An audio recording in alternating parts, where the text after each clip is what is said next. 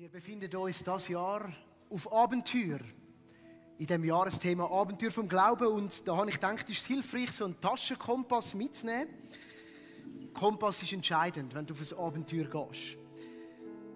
Erstens, er zeigt dir die 4 Himmelsrichtungen. Norden, Süden, Osten, Westen. Und du brauchst ihn dann vor allem, wenn dein Handy außerhalb von dieser Reichweite ist, was du in einer nützlichen Frist aufladen kannst. Weil heute hast du ja auf dem Handy sonst den Kompass. Und dann brauchst du ihn, um deine Karte am Gebiet ausrichten.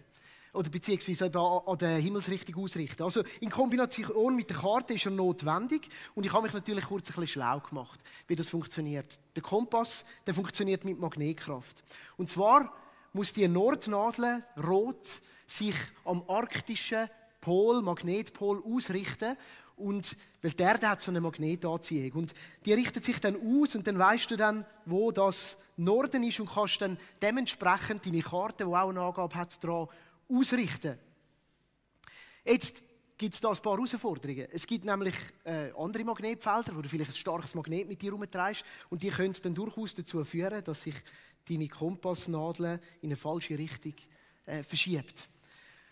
Weil die Magnetkraft kann störend wirken und kann die Ausrichtung verfälschen. Was natürlich auch wichtig ist, ergänzend zum Kompass, ist immer auch neben der Karte ein Blick fürs Gelände notwendig. Weil das Gelände, das kann sich auch mal verändern und kann plötzlich neue Herausforderungen bergen. Unter dem Titel Kompass vom Glauben möchten wir 5 hilfreiche Orientierungspunkte anschauen, die uns helfen, mit Karte, Kompass im Gelände unterwegs zu sein. Jetzt, wie immer bei diesen Bildern, wir wollen sie nicht überstrapazieren, aber sie sollen so zum Weiterdenken anregen. Und so steht der Kompass heute da vorne, um uns in Erinnerung zu behalten. Wir möchten Orientierung finden. Und wir werden heute und an den kommenden 4 Sündigen so 5 hilfreiche Punkte anschauen, die uns helfen, auf dem Abenteuer zu navigieren. Und dabei gibt es so 2 Grundhaltungen, die recht wichtig sind. Die erste ist, wie schon erwähnt, der Blick fürs Gelände. Für Merkmale um dich herum. Auf einem Abenteuer ist es entscheidend, dass du die Augen offen hast. Dass du achtsam bist im Unterwegssein. Dass du wahrnimmst, was um dich geschieht. Dass du im Gelände auch Sachen wahrnimmst. Vor allem darum, damit du Fehlangaben vom Richtigen unterscheiden kannst. Und das ist gar nicht so einfach manchmal, wenn man dann so im Abenteuer drin ist. Weil im Abenteuer, und ich hoffe, das hast du auch schon erlebt, da steigt manchmal der Puls ein bisschen. Wenn es rasant wird, wenn es herausfordernd wird. Und wenn der Puls steigt und sich alles so ein bisschen verengt, kann sich eben der Blick auch verengen. Und wenn du dann dich aufs Falsche fokussierst, wird es gefährlich. Oder im Bild gesprochen, wir haben schon mehrmals jetzt darüber geredet, wir leben in einer sehr, sehr schnelllebigen Zeit, in einer mehrdeutigen Welt. Und wenn da so vieles schreit nach, hey, da ist im Fall eine Orientierung und da kann das echt schwer werden. Hey, auf was soll ich achten? Und manchmal kommt man in Stress. Und man weiss nicht mehr, wo durch. Ich habe so ein Erlebnis schon gehabt, zum Beispiel, wenn ich mit meinem Stand-Up-Paddleboard auf der finnischen See unterwegs bin. Eine Leidenschaft von mir. Es ist fantastisch. Allerdings ist es nicht so einfach zum Navigieren. Und wenn du denkst, du hast die nötige Seeenge gefunden, zum Durchgehen, zum ins nächste Seemeer zu kommen und reinpaddelst und plötzlich feststellst, Moment mal, ich habe zwar gemeint, das geht da weiter, aber das ist nur der nächste Wald und eine Bucht. Aber du hast jetzt gerade etwa 2 Kilometer in die Richtung gemacht, dann fängt das Herz an zu pöppeln und merkst so, hey, langsam habe ich Durst, ich weiss nicht, ob es noch lange von der Zeit her und der Blick wird ein bisschen enger und hey, ja, es ist nicht so einfach. Auch, ich habe das ganz in dem Bild gesprochen, eine persönliche Situation sein. Manchmal in deinem Leben, im Abenteuer von deinem Leben, geschieht etwas, das das Stresslevel kann erhöhen kann. Das können Erschütterungen sein. Und by the way, Erschütterungen dekalibrieren den Kompass. Das müssen wir uns bewusst sein. Also wenn du Erschütterungen erlebst, ist es ganz gewöhnlich, dass da mal etwas aus dem Ruder läuft, dass etwas ins Gewackeln kommt. Dann ist es entscheidend, dass du deine Augen offen hast und auch weißt, auf was schauen. Ich glaube, es ist typisch für uns Menschen, dass wir in solchen Situationen nach raschem Halt suchen. Und es geht mir auch nicht darum, dass du dann rumtrödeln sollst. Ich meine, der Tag läuft, die Zeit läuft und weitergehen ist wichtig, aber manchmal lohnt es sich, um nicht einfach gerade Halt zu geben als Nächsten, wo du denkst, ja genau, da ist ja der Weg und dann laufst du los 2 Stunden und merkst, es hätte so einfach ein bisschen abgebogen, einen anderen Weg gegeben und jetzt musst du alles zurückgehen. So andere Punkte, die uns dann anziehen können, sind rasch das Halt suchen, um Sicherheit zu finden. Ich glaube, da gibt es viele Sachen, die in unserem Leben das sein können. Es kann sein, dass wir in dem Moment versuchen, unsere Orientierung an Menschen zu finden.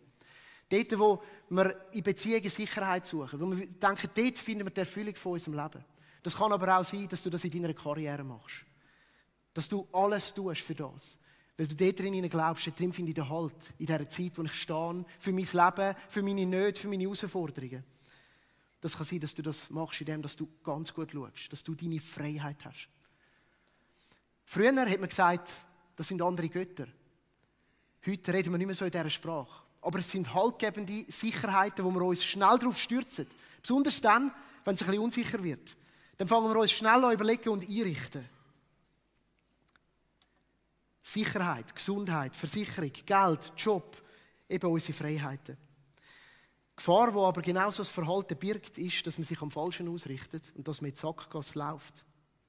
So andere Anziehungspunkte können zwar Erfüllung versprechen, aber eben plötzlich irgendwo in eine Sackgasse hineinführen. Ein anderes Verhalten, das ich feststelle bei Menschen und auch bei mir selber, ist das, dass, wenn ich dann schon mal in so eine falsche Sackgasse gegangen bin, dass ich sage, weißt du was, der Kompass verrumme ich ganz, der bringt mir eh nichts. Den brauche ich nicht. Lieber alles aufgeben und sagen, ich schlage mich irgendwie selber durch. Vielleicht aus Enttäuschung, weil gewisse Ansätze nicht hilfreich waren, im Leben zu navigieren. Alles mal über Bord werfen. Und in dieser Serie, wenn wir mit offenen Augen durch die Welt gehen und versuchen, die Orientierungspunkte zu entdecken, die uns wirklich helfen, das Wesentliche im Auge zu behalten. Uns nicht schnell zu zerstreuen lassen und vielleicht aufs falsche Rössli zu setzen, das am Schluss in eine Sackgasse führt. Sie sollen wirklich Halt geben. Und darum nehmen wir den Kompass gerade wieder führen. Eine zweite Vorbemerkung zu dieser Serie. Etwas ist entscheidend, wenn du auf ein Abenteuer gehst. Ein Entdeckungshunger und eine Begierde, mehr zu entdecken, zu erfahren, zu wissen. Eine fragende Grundhaltung. Es ist notwendig, dass du Fragen stellst. Jedes Abenteuer startet mit einer fragenden Grundhaltung. Die Welt zu entdecken hat mit dem zu tun. Und ich darf das im Moment wieder ganz praktisch erleben. Als Begleiter, Vater von meinen Kleinkindern. Die Kinder kommen in so Phasen vom Fragen. Da kannst du ihnen nie genug Antwort geben. Kaum hast du das Gefühl, jetzt hast du es perfekt präsentiert, kommt die nächste Frage. Aber warum? Und es ist der tiefste menschliche Hunger in uns drin, zu entdecken. Und wieso? Weil wir Orientierung brauchen, weil wir Halt brauchen, weil wir herausfinden wollen, wie die Welt funktioniert, wie es läuft. Das ist in uns angelegt. Und es ist mega wichtig und mega gut. Darum möchte ich dich ermutigen, auf dem Abenteuer vom Glauben sind Fragen erlaubt. Sie sind notwendig, sie sind wichtig. Fragen als bisherige Abenteuer, in der Reflexion von deinem Lebensweg. An deinen bisherigen Glauben. Ein Hinterfragen, ein Anfragen, ein Überprüfen, ein Mal nachschauen, hey, passt das? Moment mal, bin ich wirklich an dieser Felsgruppierung da vorbeigekommen, auf dieser Karte? Geht das auf? Fragen zu stellen zu Konflikt von Realität und dem, was eigentlich der Plan gewesen wäre. Theorie gegenüber einem Erlebnis.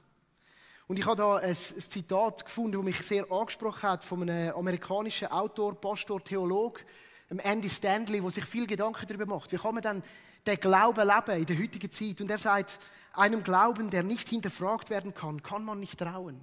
Und ich finde es irgendwie gut. Und ich will Mut machen, wir dürfen Fragen stellen. Es ist entscheidend. Und in dieser Überprüfung vom Glauben finden wir die Kernpunkte, die uns Halt geben. Und ich freue mich auf die Reise mit euch, wo wir uns ein bisschen Zeit nehmen in dieser Serie. Und wir werden heute auf den ersten von diesen Orientierungspunkten unseren Fokus legen. Wir nehmen uns einen raus. Und der ist ganz einfach. Jesus Christus.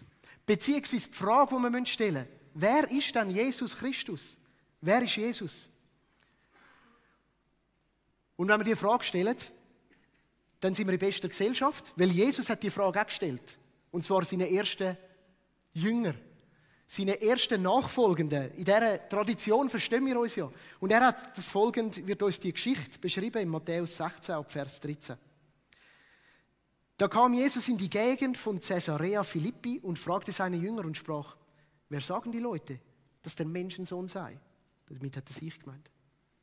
Sie sprachen, einige sagen, du seist Johannes der Täufer, andere, du seist Elia Wieder andere, du seist Jeremia oder einer der Propheten. Er sprach zu ihnen, wer sagt denn ihr, dass ich sei? Da antwortete Simon Petrus und sprach, du bist der Christus, des lebendigen Gottes Sohn. Und wir alle sitzen jetzt da rein und es geht uns runter wie Honig und es ist sonnenklar, weil wir haben es von Kinderstuben aus gelernt. Jesus ist Gottes Sohn. Aber was sagt der Petrus da genau? Wir versuchen uns mal in diese Situation zu versetzen. Dazu zuerst 2 so Punkte, wo wir einzoomen. Christus, das Wort ist griechisch, kommt von Christos und entspricht einem hebräischen Messias. Wörtlich übersetzt bedeutet das der Gesalbte. Und dann hat es eine zweite Zuweisung, die der Petrus gibt, und die heißt Sohn des lebendigen Gottes. Und auch da wieder müssen wir versuchen, den jüdischen Kontext irgendwie ein bisschen zu erfassen.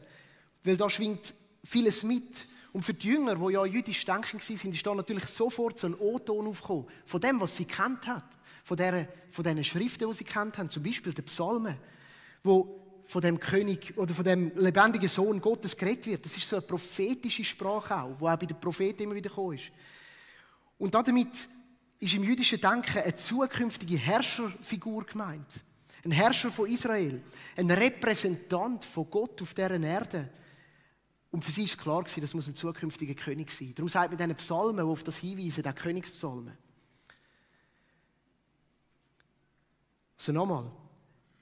Wenn stimmt, was der Petrus gesagt hat, dann ist das echt eine starke Aussage. Weil dann findet sich in Jesus in der damaligen Zeit die Erfüllung von etwas, wo die ganzen Menschen, die dort gewohnt haben, darauf gewartet haben. Und ich glaube, was der Petrus in erster Linie Jesus wollte sagen, ist, hey Jesus, hey, ich bin im Fall mit dir auf deiner Seite. Ich glaube, dass du genau der Sohn Gottes bist. Aber die Aussage war mega provokativ, weil rund um sie herum sind Menschen, die das nicht geglaubt haben. Und auch wenn die Israeliten, die Juden, auf den Messias gewartet haben, haben sie grosse Skepsis gehabt, ob Jesus der ist. Gerade die Schriftgelehrten, die sind ihm extrem kritisch gegenübergestanden. Aus gutem Glauben. Sie haben eher die Vermutung gehabt, dass das einer von diesen Gotteslästerer ist. Und sie haben unbedingt herausfinden, ob das so ist. Sie haben gefunden, dass er das Gebot, du sollst den Namen vom Herrn nicht missbrauchen, sich daran schuldig mache. Zum Beispiel, indem er die Sünden vergeben hat. Und genau so eine Auseinandersetzung steht kurz vor dem Frage-Antwort-Spiel mit den Jüngern. Auch in dem Text vom Matthäus-Evangelium, wo die Schriftgelehrten gekommen sind, die Pharisäer gekommen sind und gesagt haben, wir verlangen von dir ein Wunder, Jesus, damit du beweisest, dass du der Gottessohn bist. Weil wir glauben dir das nicht. Du bist ein Scharlatan. Natürlich hat Jesus das nicht gemacht, einfach um der allgemeinen Unklarheit ein bisschen Unterstützung geben. Aber er ist nachher mit den Jüngern in einen Diskurs. Und der Petrus sagt, du bist der Christus, der lebendige Gottessohn. Und Jesus sagt ihm dann, selig bist du, Simon, Jonas Sohn. Denn Fleisch und Blut haben dir das nicht offenbart, sondern mein Vater im Himmel. Ich will die Spannung aufzeigen. In dem Moment ist es für die Jünger, scheint es uns sonnenklar gewesen. Hey, das ist unser Messias, der wir uns danach gesehen haben. Und für uns ist das auch so sonnenklar. Aus unserer 2000-jährigen Perspektive danach, mit dieser Geschichte, wo wir sehen, was das Christentum genommen hat. Aber lasst uns eben ein bisschen anfragen, hinterfragen, nachfragen. Weil für die Jünger ist zwar in dem Moment vielleicht gerade so ein Moment gewesen, wo es recht klar war, aber das Ganze ist hart erschüttert worden. Wenig später sind sie ins Zweifeln gekommen, weil sie ein sehr klares Bild davon hatten, wie Gott ist. Man könnte sagen, eine sogenannte Gottbox. Und vielleicht hast du auch so eine. Eine Gottbox. Für sie war klar, wer Gott ist. Für sie, ich habe es ein bisschen schon versucht zu zeigen, hat es ein Bild gegeben. Wenn das der ist, der Sohn von Gott, der Messias, dann wissen wir, wie der aussieht. Zum Beispiel war für sie sonnenklar, dass er als Herrscher wird kommen. Triumphierend. Der wird die Leitung übernehmen. Das wird keine Frage sein. Er wird regieren. Er wird politischen Einfluss haben. Das wird sich vermischen. Religiös und politisch. All das kommt. Und ehrlich gesagt, hat es super gut ausgesehen am Anfang. Dann ist das Passafest langsam näher gekommen und sie sind Richtung Jerusalem. Und dann ist der Einzug nach Jerusalem mit den Palmwedeln. Und ich meine, alles war, hey, genau, jetzt passiert. Und die Leute haben gerufen, Hosanna, Hosanna. Und sie haben den König empfangen in der Stadt. Aber dann plötzlich hat die Dynamik angefangen zu kippen. Vom glorreichen Umzug schwenkt es um und im Garten Gethsemane wird Jesus festgenommen. Und man muss sich fragen, Moment mal, was ist eigentlich los? Ist der Gott, der Königsgott, ist der gerade am Verlieren? Geht der gerade unter? Ist das möglich? Die Krone können wir mal wegtun, gell? Die ist in dem Moment Geschichte geworden. Und wir merken, wie etwas passiert. Es ist herausfordernd worden für sie. Sie sind skeptisch geworden. Ich glaube, wir können uns gar nicht so ganz vorstellen, was für eine Glaubenskrise das für die ersten Jünger ausgelöst hat. Der Moment, wo der, was sie gemeint hat, der komme, um das Land zu regieren, um sie befreien von den Römern. Wo der von den Römern festgenommen wird. Und wir sehen, dass sie mal in erster Linie vor allem etwas gemacht haben. Sie sind davon gerannt. Es gibt wenige Beispiele, die so ein bisschen noch auf Tuchfühlung geblieben sind. Aber am Schluss, ich stelle mir das vor, haben definitiv auf die falsche Karte gesetzt. Und ich glaube, was klar wird, ist, dass der Jesus das Gottesbild der Jünger damals massiv gesprengt hat. Und die Gottbox eben total anders aussieht, als man sich das auch überlegt hat. Ich will das zeigen da. Jetzt tun wir mal weg da.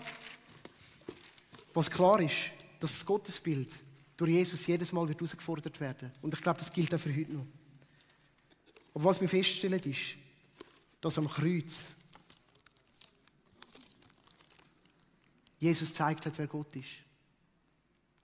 Und wo die Menschen in dieser Szenerie zu ihm Nein gesagt haben, ihn ganz bewusst aktiv abgelehnt haben. Wir sehen das beispielhaft bei dem Verhör.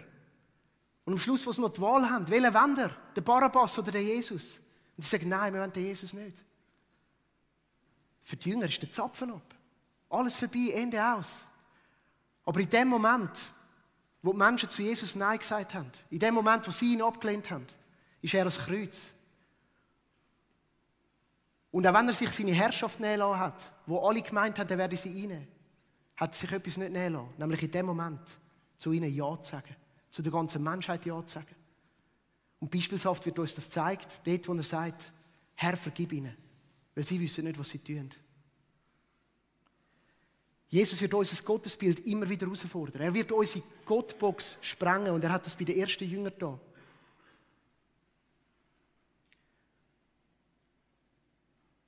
Und ich finde es faszinierend zu sehen, dass die Begegnung mit dem Auferstandenen diesen Jüngern geholfen hat, über diese Krisen hineinzuschauen. Darüber hinwegzukommen. Sehr auf unterschiedliche Art und Weise. Die einen haben vielleicht noch im Geheimen gehofft, andere, ganz ehrlich gesagt, nicht mehr, wie der Thomas. Die haben gesagt, ich muss sehen. Aber die Begegnung, wo ihre Höhepunkt eben dann im Auferstandenen findet, hat ihnen gezeigt, hey, der Jesus, der ist die Repräsentation von Gott, aber anders. Anders, als wir es gedacht haben. Anders, als wir es uns vorgestellt haben.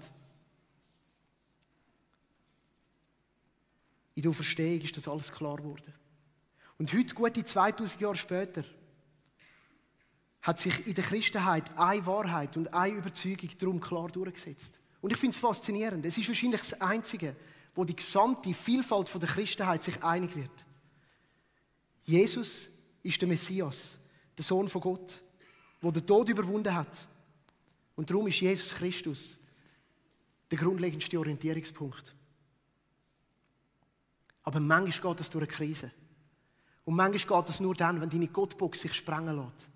Das, wo du das Gefühl hast, wie Gott ist. Und darum haben wir den Jesus als den Orientierungspunkt. Und ich möchte jetzt noch auf 2 so grundlegende Qualitäten eingehen, die das mit sich bringt. Die uns Halt geben können in dem Unterwegssein. Und für die erste von denen möchte ich euch gerade wieder mitnehmen auf eine Geschichte, wie sie uns berichtet wird, wo Jesus mit den Jüngern unterwegs ist. Und es ist ein Teil aus einer längeren Rede, wo er ziemlich am Ende von seinem Unterwegssein mit den Jüngern gehalten hat, wo er nochmal irgendwie einen näheren Austausch mit ihnen gekommen ist. Und wir lesen dann im Johannes Kapitel 14 ab Vers 5. Wie der Thomas sagt, Herr, wir wissen doch nicht einmal, wohin du gehst. Wie sollen wir dann den Weg dorthin kennen? Und dann hat Jesus gesagt, ich bin der Weg, ich bin die Wahrheit und ich bin das Leben. Zum Vater kommt man nur durch mich. Wenn ihr erkannt habt, wer ich bin, werdet ihr auch meinen Vater erkennen. Ja, ihr kennt ihn bereits. ihr habt ihn bereits gesehen. Ich mache eine kurze Pause da. Auch das ist so ein Text, den habe ich immer durchgelesen. Und ja, you are the way, the truth and the life. Das ist noch meine Generation, Hillsong United. Kennen ihr den auch noch? One way, Jesus. Aber was der Text aussagt, ist faszinierend. Ich meine, wir müssen uns das mal vorstellen. Die Jünger haben ja das alles in dem Moment noch nicht gewusst. Sie haben immer noch ihre Gottbox gehabt. Und jetzt kommt da der Rabbi und der Rabbi ist da gewesen, um irgendwie zu zeigen, wie Gott ist. Aber jetzt sagt der Rabbi, wenn ihr mich gesehen habt, werdet ihr meinen Vater erkennen. Ja, ihr kennt ihn schon, ihr habt ihn schon gesehen. Das ist recht provokant. Wenn ich da vorne würde sagen, schaut mich an. Seht ihr, wie Gott ist, gell? Ich glaube, dann müsst ihr ziemlich schnell den Abgang machen. Das kommt nicht so gut. Und es wäre gut, wenn ihr das nicht einfach so hinein. Ich meine, muss da schon ein bisschen vorsichtig sein.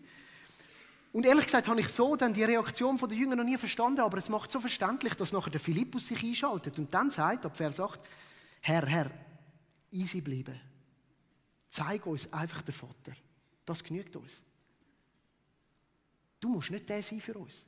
Du musst den uns nicht zeigen. Du bist das nicht. Einfach, du bist schon krass. Du bist ein Prophet, du bist weiss nicht was alles, aber zeig uns einfach den Vater. Zeig uns den Weg zu ihm, aber nicht, wenn wir dich gesehen haben dann.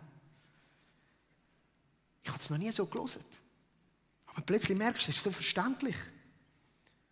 Und dann sagt Jesus, solange bin ich schon bei euch. Und du kennst mich immer noch nicht, Philippus. Wer mich gesehen hat, hat den Vater gesehen. Wie kannst du da sagen, zeig uns den Vater? Glaubst du nicht, dass ich im Vater bin und dass der Vater in mir ist? Was ich euch sage, sage ich nicht aus mir. Der Vater, der in mir ist, handelt durch mich. Es ist alles sein Werk. Hey, ganz ehrlich, auch wir hätten Mühe mit dem. Wenn wir uns in diese Situation vor der Kreuzigung, vor der Auferstehung hier befinden. Es ist schwer für uns, die Situation der Jünger zu versetzen. Sie haben keine christliche Tradition gekannt. Haben sie nicht gehabt. Wir haben es vor 2000 Jahren gemacht. Sie haben auch keine Bibel gehabt, nur die jüdischen Schriften. Aber Jesus macht etwas ganz klar. Qualität Nummer 1, wo er als Orientierungspunkt mit sich bringt. Jesus zeigt uns den Vater. Sein Hauptziel war, den Jüngern und der Menschheit Gott vorzustellen. Personifiziert. Und das war eine riesige Herausforderung für die damalige Gesellschaft, besonders die Jüdischen, besonders die Schriftgelehrten. Sie haben fest daran geglaubt, dass Gottes Erkenntnis in den Regeln, in den Geboten, in der Torah liegt und in dem, was die Rabbis darüber lehren. Und jetzt kommt da einfach so einer angeschaltet, zu einem Wanderprediger und sagt, wenn ihr mich seht, dann seht ihr Gott.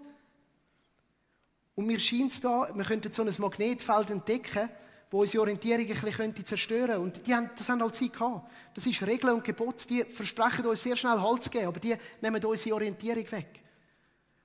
Regeln und Gebote sind so ein gefährliches Magnetfeld, wo uns in erster Linie viel, viel Halt versprechen, aber Jesus ist gekommen, um das zu sprengen.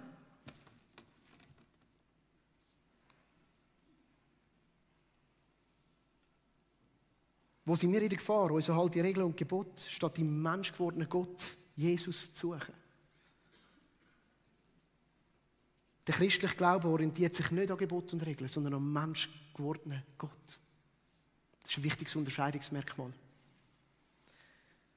In Christus erkennen wir, wer Gott ist. Und sein Wesen erkennen wir am klarsten. Er ist das vollkommene Ebenbild von Gott und der unverfälschte Ausdruck von dem, wie er ist. Und mir ist in den Sinn gekommen, ich habe als Jugendlicher so ein Bändchen getragen, WWJT. Und ich trage es aus Überzeugung nicht mehr, weil ich habe das Gefühl, man hat sich so angelegt in der Hoffnung, dass dann einem mehr Leute darauf ansprechen und es ist dann doch komisch gewesen und so. Aber die Idee dahinter ist grossartig. Was würde Jesus machen? Lass uns nicht an Gebot uns halten, sondern WWJT. Was würde Jesus machen? What would Jesus do?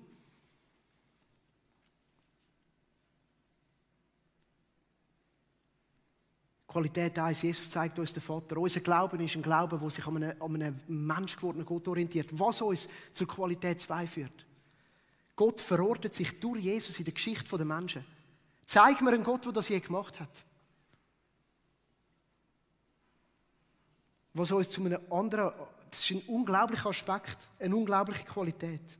Welcher Gott würde das machen? Welcher nimmt den Weg auf sich? Welcher Gott ist sich nicht schade? Es gibt unglaubliche Halt und Orientierung, wenn Gott sich in der Geschichte der Menschen verankert. Weil in Christus erkennen wir nicht nur, wer Gott ist, sondern durch sein Beispiel erkennen wir auch das wahre Wesen von uns.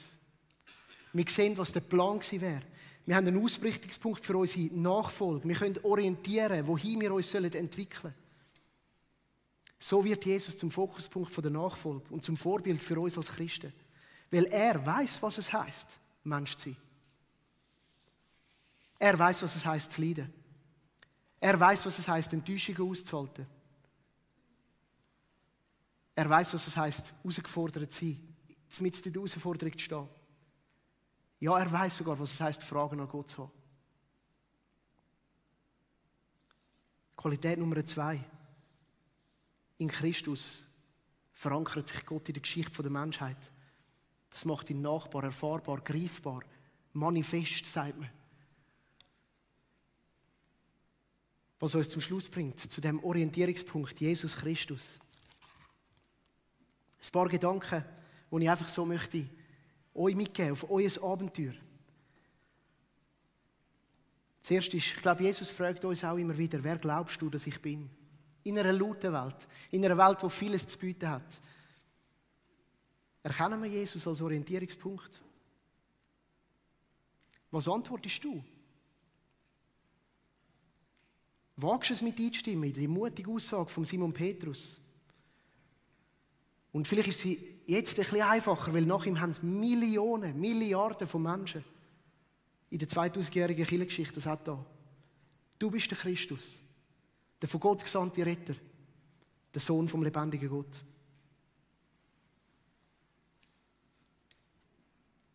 Ich wünsche mir, dass es dich anregt, das, was du heute gehört hast, um dir die Frage nochmal zu stellen. Ich finde es aber auch ganz wichtig, man muss das nicht schnell beantworten. Das sind riesige Fragen und das ist in Ordnung. Und wir erinnern uns, ein Glaube, der nicht hinterfragt werden kann, dem kann man auch nicht so vertrauen. Und du bist auch nicht die einzige Person, die sich schon Fragen zu dem gestellt hat. Das ist auch mega ermutigend. Viele erleben so Fragen. Und ich mache dir da vor allem Mut. Halt mal drin aus und ring darum wirklich. Frage Nummer 2. Wo suchst du, um Gott zu finden? Und ich glaube, da brauchen wir immer auch Offenbarung, oder? Wie der Petrus. Da braucht es etwas Übernatürliches, etwas, was in uns geschieht. Eine Entlarvung von den falschen Göttern. Ich benenne es jetzt so. Hey, wo hast du die in deinem Leben? Willst du dir einen Moment Zeit nehmen, um dich das auch zu fragen? Und was wir uns möchten auf unser Abenteuer mitnehmen, ist, wenn wir Gott suchen, dann schauen wir zuerst bei Jesus. Weil er hat gesagt, ich zeige euch den Vater. Und falls du in der Gefahr stehst, vermeintlich haltgebende Regeln und Gebote Halt suchen, dann möchte ich fest ermutigen, hey, wag's mal bei Jesus zu schauen. Er ist der grosse gemeinsame Nenner der ganzen Christenheit. Es lohnt sich. Und so eine dritte Frage, die reinspielt für mich, ist die Frage, die wir uns stellen können, hey, sind wir überhaupt noch herausgefordert in unserem Gottesbild? Oder ist das alles so perfekt erfasst im Böckli drin? Und ich glaube, um irgendwie Halt und Orientierung zu finden, kann man sich diese Frage einmal stellen. Zur Überprüfung. Bist du noch herausgefordert, dein Gottesbild manchmal zu überarbeiten? Falls ja, ist es ein sehr gutes Merkmal, dass du auf Jesus ausgerichtet bist. Weil Jesus sprengt unser Gottesbild immer mal wieder.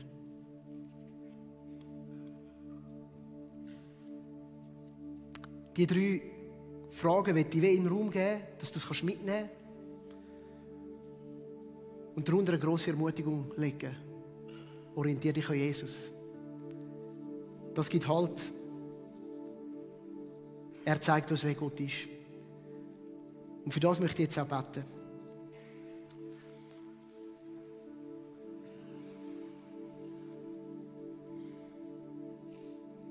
Jesus, ich wende meine Worte heute an dich.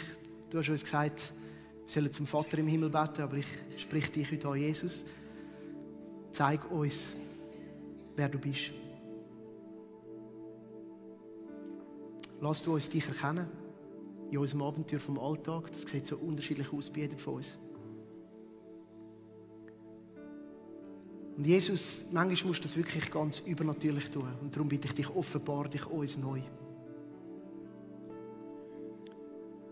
Und dann bitte ich Jesus, zeig uns den Vater. Du siehst, was wir alles für Fragen in uns tragen. Fragen an dich, grosser Gott. Ja, wir wagen es als Menschen manchmal, dich zu hinterfragen, anzufragen. Unser Unterwegssein mit dir zu hinterfragen. Jesus, zeige uns den Vater. Und ich bitte, dass du, grosser Gott, den Mut in uns hineinschaffst. Sicherheiten, die wir so in der Hand haben, von unserem Abenteuer ein bisschen auf die Seite zu legen. Andere Götter zu entlarven, abzulegen. Gib uns Mut und Kraft, auf das Abenteuer uns einzulassen. Fragen auch auszuhalten, drin zu laufen und trotzdem nicht einfach alles loszulassen. Ich danke dir, allmächtiger, grosser Schöpfergott von Himmel und Erde, dass du dir nicht schade bist, um dich selber in der Geschichte der Menschheit zu verwurzeln. Und niemand zweifelt das an. Dass der Jesus auf dieser Erde gewohnt hat, gelebt hat, unter uns gewandelt ist. Das ist grossartig. Unglaubliche Qualität. Wir wollen uns besonders an dem ausrichten. Wir wollen das als auch eine Antwort geben, uns da an dir ausrichten. Danke dir, Heiliger Geist, dass du jedem von uns einzeln diese Frage jetzt auch bewegst. Und anfängst die Augen öffnen, Offenbarung schenken, für was das dran ist, vom Abenteuer vom Glauben. Amen.